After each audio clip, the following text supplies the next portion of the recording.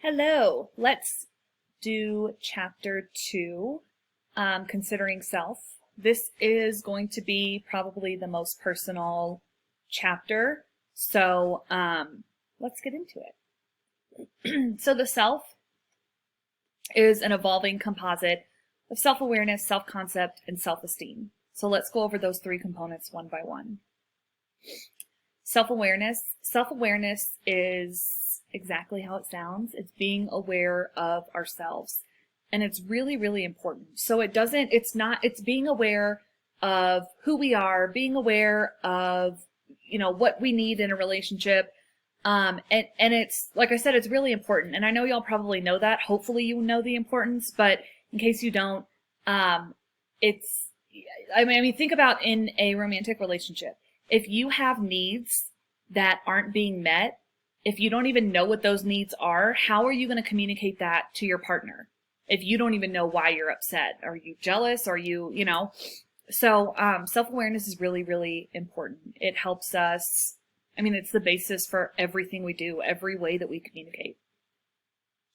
So some other way that we learn about ourselves is through what's called social comparison. So social comparison is where we compare ourselves to other people to learn more about ourselves.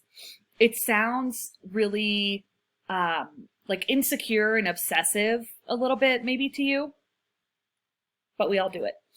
So, sorry, I was about to swallow it. I don't know. Did it look weird? Maybe it did. I don't know. I'm not going to cut this, so this is unscripted.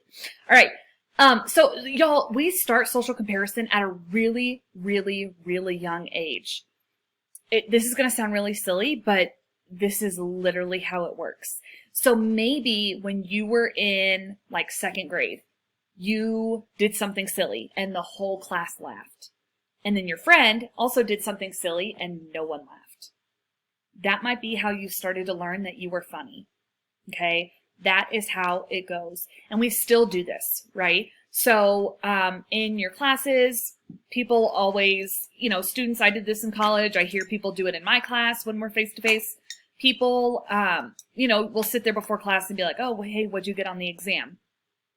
We're not asking because we genuinely care about, about their grades. We're asking so we can see how we measure up, okay? So social comparison is really, really prevalent, and it's a way that we learn about ourselves, okay? Importance of self-awareness, I already went over that.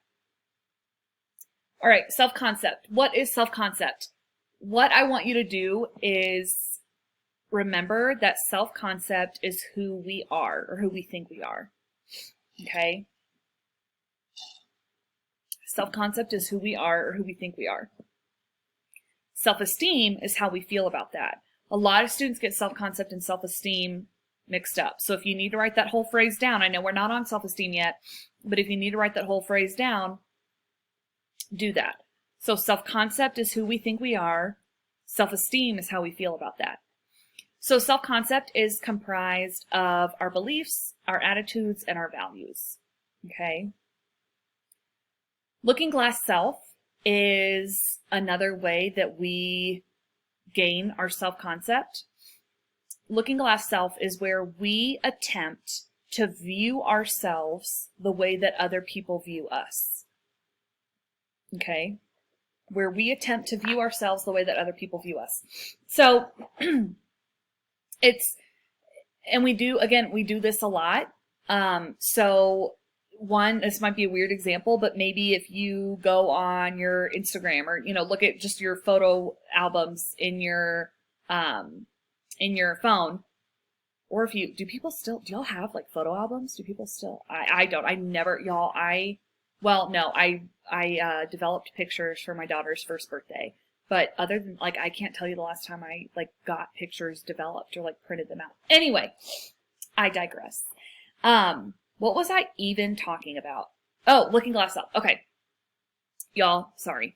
This is how I am in class if you took me in person too. All right. So looking glass self. Oh, the example. Okay. So maybe, to learn about yourself a little bit. Again, I know this sounds weird, but an example could be if you look at pictures of yourself and kind of pretend like you're not you and decide if you think you would, or decide if you would think that you were good looking. Okay. This is very subjective because this is based on how we think that other people see us. That might not actually be how other people see us, but it plays into our self-concept and it's very, very powerful. Self-concept clarity. Self-concept clarity is where we know and we have clarity on our self-concept, on who we are. That also includes like clarity and consistency over time. So your book isn't talking about like being the same person. We should be growing. We should be changing, right? Like I hope that, or I know that I'm not the same person that I was when I was 18. That's over 10 years ago. But it's still, you know, kind of that consistency. I think that the best way, or maybe a way, you know, sometimes we can identify things and understand them by identifying what they're not. And that can be, so you know that someone doesn't have self-concept clarity if it's, you know, that person that when they're dating someone, they're a different person for everyone they're dating, right? It's like they turn into someone completely different that you don't even recognize. They might not have self-concept clarity because there's not that consistency among who they are, okay?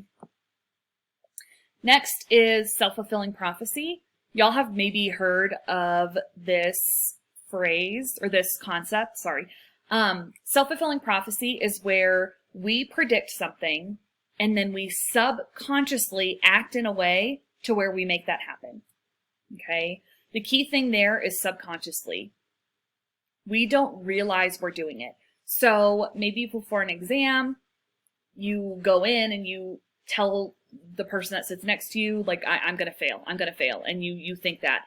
And then you end up failing the exam. Maybe subconsciously, you didn't read the directions or the questions carefully enough. You didn't, you know, you didn't take the time to actually think about the questions and like, okay, what did we talk about in class? Self-fulfilling prophecy is really, really important and it can go really, really deep. Again, it's on a subconscious level. Now, this isn't true for every single experience.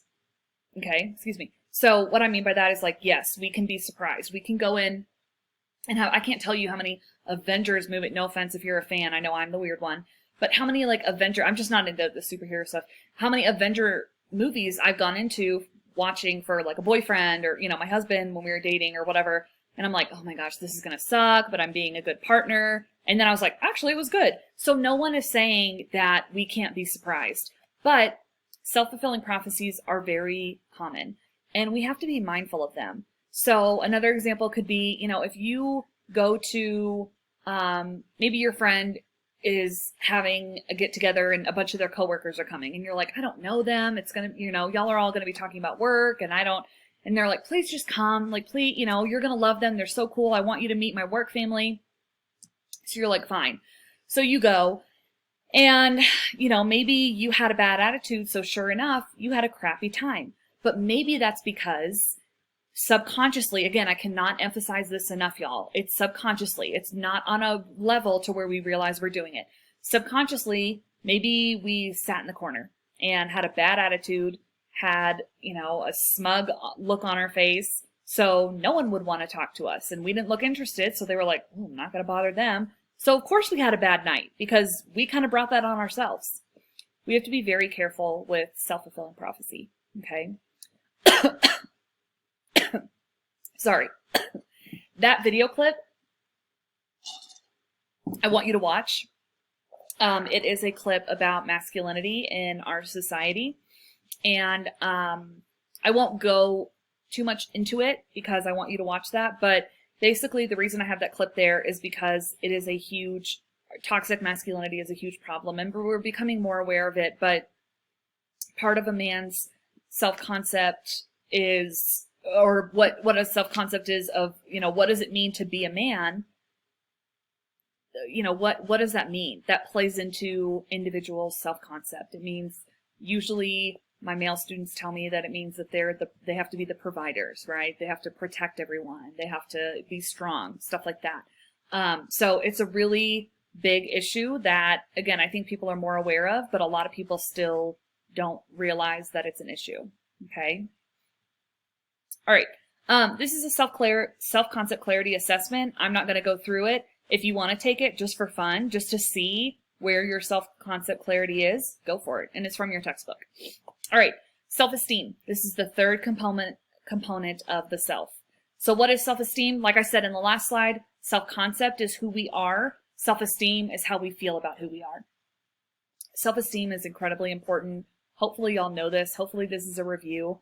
But the way that we feel about ourselves has such big impacts on the way that we carry ourselves, the way that we communicate, the way that we engage in relationships.